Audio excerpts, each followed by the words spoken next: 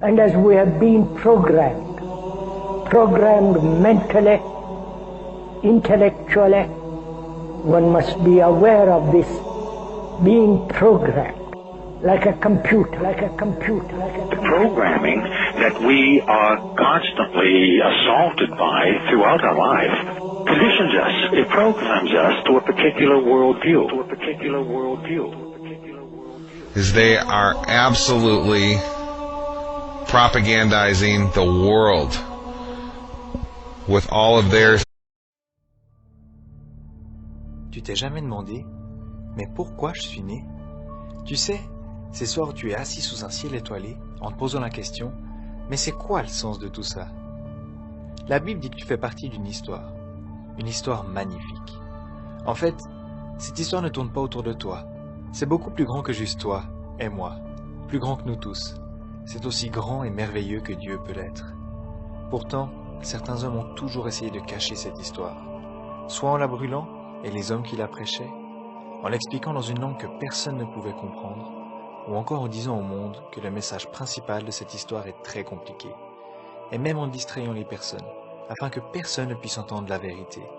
Mais pourquoi? Parce que la vérité délivre. Elle délivre les personnes d'efforts religieux, et leur explique comment trouver une pleine liberté et une pleine satisfaction dans un Dieu plein de grâce. Et une personne libre et satisfaite est difficile à manipuler. Mais la Bible n'est pas si difficile à comprendre, et c'est ce qu'on aimerait te montrer avec cette série de vidéos. Par contre, avant de commencer, ne considère pas mes paroles comme la vérité, mais contrôle toujours si ce que je te raconte est en accord avec ce que la Bible dit. La parole de Dieu n'a pas besoin d'interprétation humaine, elle s'interprète d'elle-même. Elle nous le dit dans la 2e épître de Pierre. Sachez avant tout qu'aucune prophétie de l'Écriture n'est une affaire d'interprétation personnelle. Un verset de la Bible va donc nous aider à en éclairer un autre. Ce qu'on veut dire, c'est qu'il n'est besoin d'aucune opinion humaine. Même Paul, qui sans aucun doute avait la compréhension la plus profonde des pensées de Dieu, et qui a d'ailleurs été utilisé pour compléter cette parole, même lui avait le danger d'exprimer un avis personnel au lieu d'expliquer simplement ce que la Bible dit.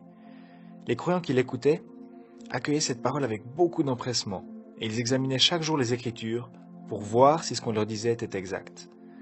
La Bible fait donc seule autorité, non pas ce que je te raconte, non pas non plus ce qu'un prédicateur pourrait dire, ni qui que ce soit.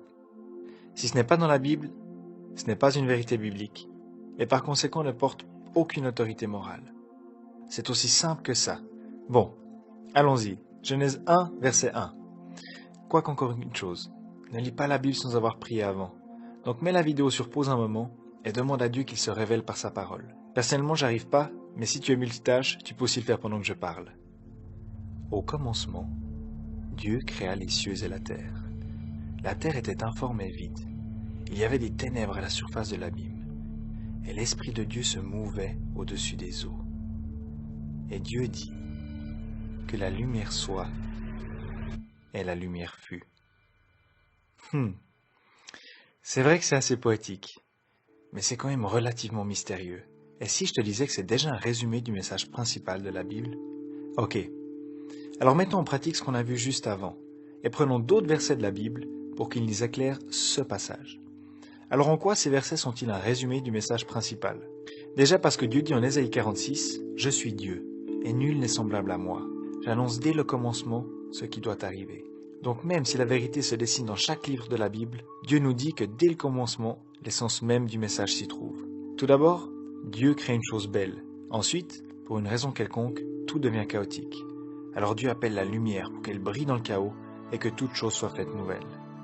En bref, c'est ce que la Bible raconte. Mais évidemment, il y a plus derrière tout ça. C'est d'ailleurs maintenant qu'il faut probablement que je t'explique un petit truc.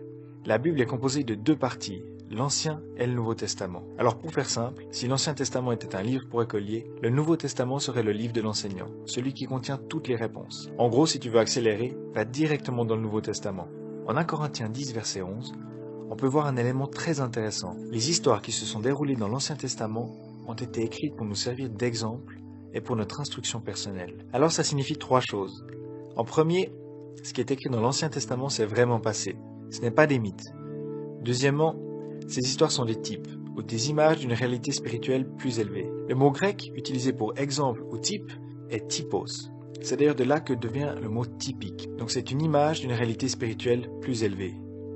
Par exemple, en Jean 3,15, on peut lire « Et tout comme Moïse a élevé le serpent dans le désert, il faut aussi que le Fils de l'homme, Jésus, soit élevé afin que quiconque croit en lui ne périsse pas, mais qu'il ait la vie éternelle. » En fait, ce serpent élevé sur un bout de bois n'est qu'une image d'une vérité bien plus profonde. Jésus sur la croix.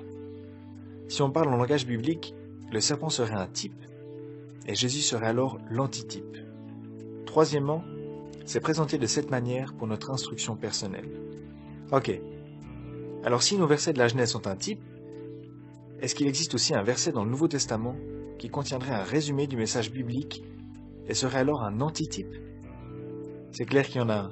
On peut le lire dans Jean 3,16, juste après l'histoire du serpent. Dieu a tant aimé le monde qu'il a donné son Fils unique afin que quiconque croit en lui ne périsse pas, mais ait la vie éternelle. Ok. Alors il ne reste plus qu'à mettre les pièces du puzzle ensemble, pour qu'on puisse voir cette solution. Dieu créa toutes choses de manière parfaite et belle, mais on a préféré vivre à notre manière, ce qui a moralement amené le chaos. C'est ce que la Bible appelle le péché. Mais Dieu, au lieu de laisser nos âmes dans ce chaos, que nous avions amené et mérité, il a préféré envoyer son Fils pour qu'il meure pour nous et qu'il illumine nos cœurs, afin que nous puissions à nouveau avoir une relation avec lui. Alors ce qui serait génial, c'est qu'il y a un verset du Nouveau Testament qui montre clairement que la lumière présentée dans la Genèse est une image, ou plutôt un type, du Seigneur Jésus illuminant nos cœurs. Alors je crois que tu vas aimer 2 Corinthiens 4, verset 6.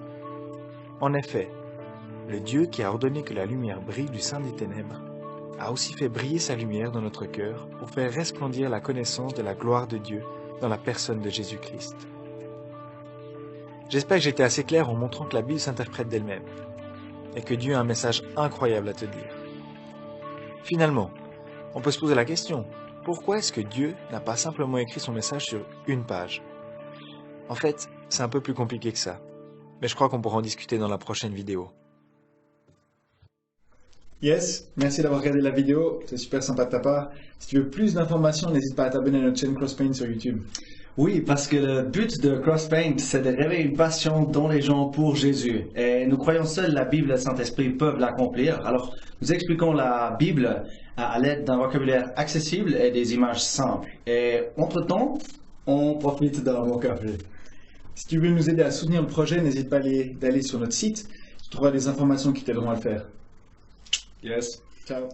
Engaged in running your mouths, doing your business, multiplying, buying houses, cars, business, whatever you're doing. And when you're told about God, religion, life, morality, you're saying, look, I ain't got no time for that.